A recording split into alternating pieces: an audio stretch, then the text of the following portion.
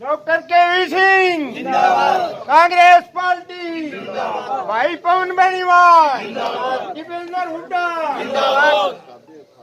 बहुत ही लोकप्रिय सांसद और युवा दिलों की धड़कन भाई दीपेंद्र हुड्डा जी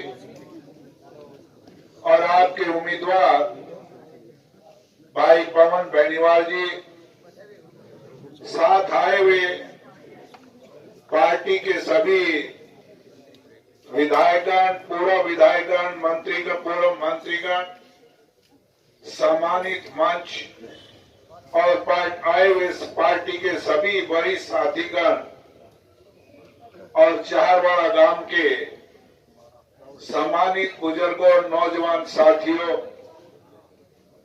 सबसे पहले मैं आपके गांव में भाई दीपेंद्र जी का यहां पहुंचने पे आपकी तरफ से हार्दिक स्वागत करता हूं। आपका और मेरा भी लंबे समय से इस हल्के से वास्ता रहा है और उसी एक रिश्ते के नाते मैं आप लोगों के बीच पवन बेनीवाल के लिए आपसे निवेदन करने आया हूं। जहां तक काम का सवाल है,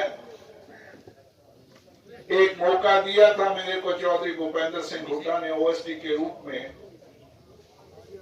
और मेरे ख्याल में मैंने ईमानदारी के साथ सालों की सेवा करने का काम किया था। चाहे आपके गांव के स्कूल का अपग्रेडेशन का सवाल था, चाहे कई खाड़े जो सालों साल कच्चे पड़े थे उनको पूरा करने का काम भी हमने कोशिश करके किया। ये चुनाव कहने को उपचुनाव है, एक सीट का चुनाव है, पर सवाल एक सीट का नहीं है। इस चुनाव की बहुत बड़ी अहमियत है। सारा हरियाणा नहीं, हिंदुस्तान आप पे निगाहें लेकर बैठा है कि आप कौन सा फैसला देते हो, और उस फैसले पे प्रदेश की और देश की राजनीति की नई दिशा और दशा तय होगी।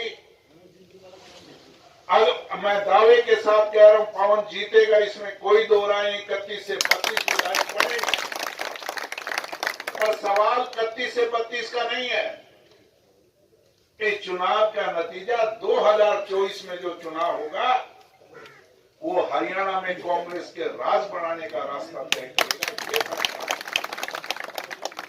दूसरा मुद्दा आपके सामने है कि आज 3 किसान कानून जो हैं उसके खिलाफ भी आपने फतवा देना है। ये बहुत बड़ा मुद्दा है। अगर भारतीय जनता पार्टी को अगर आप वोट देते हो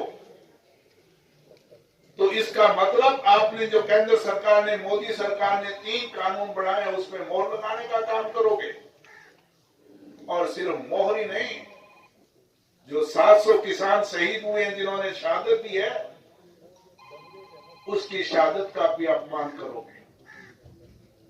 और तीसरा एक पार्टी और है जो बाहुबल के नाम से चुनाव जीतने की कोशिश कर रहे हैं।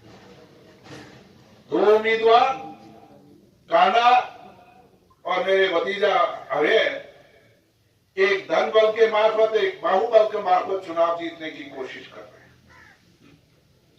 तो भाई, अगर धन बल से और बाहुबल से अगर चुनाव जीते गए फिर तो लोकतंत्र खत्म हो गया। इस जनता की अदालत को कोई नहीं पूछेगा, आपके पास वोट का अधिकार है, तब इतनी दूर से दीपेंद्र होके आए। तो इसलिए कोशिश करना कि हर हालत में कांग्रेस के निशान पे डालकर, हाथ के निशान पे पवन को कामयाब करना।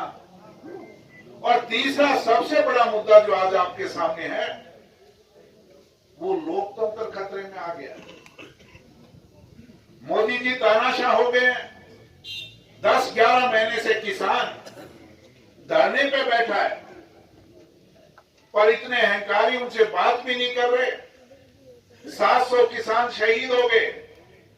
अभी थोड़े दिन पहले आपके सामने लखीमपुर खीरी में किसानों को कुचलने का काम किया, और जब किसानों को कुचलने का काम किया तो अब हमारे नेता प्रियंका गांधी और भाई दीपेंद्र हुड्डा ने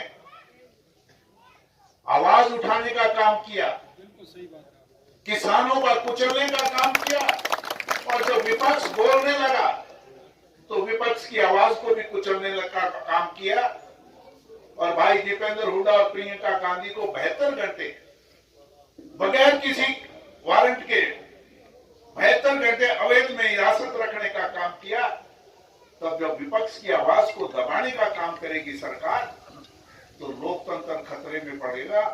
और जब लोकतंत्र खतरे में पड़ेगा तो आपको मैं दावे के साथ कह रहा हूं, मोदी साजिश के तहत इस वोट के अधिकार को भी छीनने का काम करेगी।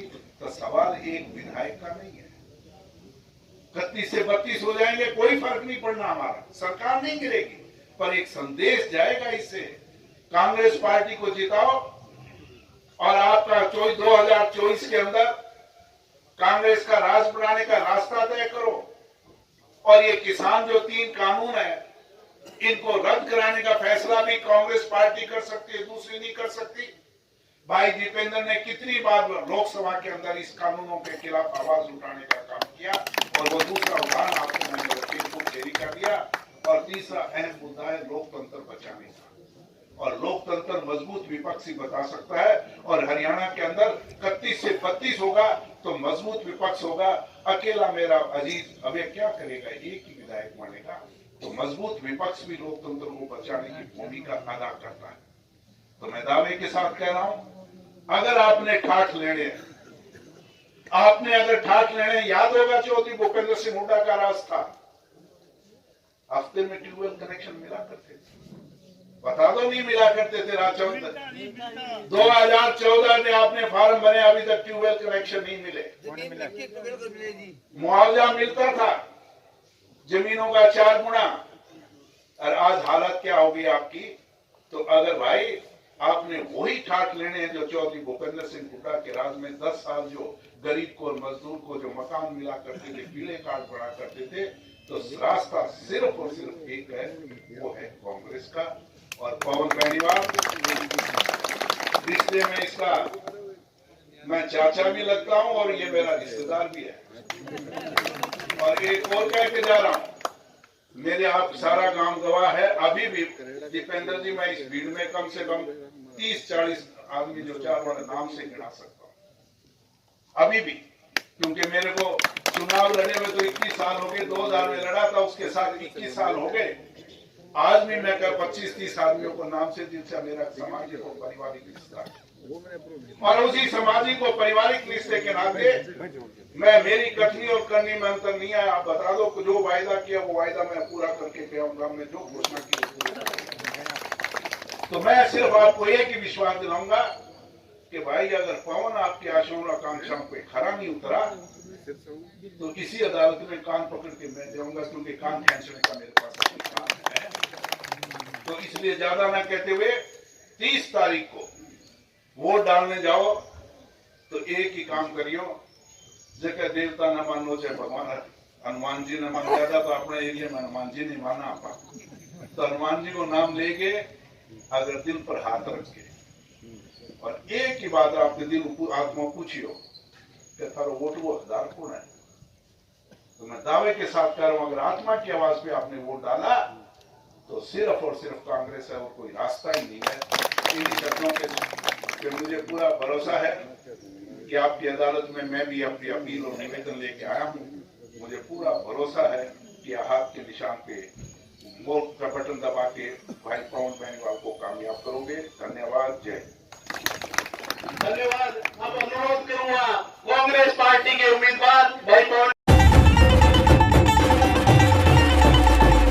समय का पहिया घुमा के अब एक नई शुरुआत करिए, इस देश की सुनहरी धरती में नई जान भरिए, खिलखिलाते खेतों में खुशियों की बरखा करिए, अपने खेतों की फसलों से देश खुशहाल करिए। बेलारूस ट्रैक्टर, हाँ बेलारूस ट्रैक्टर, तकनीक विदेशी है, इसे देश के रंग में रंगिए, बेलारूस ट्रैक्टर का सब मिलके स्वागत करिए। बेलारूस ट्रैक्टर, तकनीक विदेशी, दिल देसी।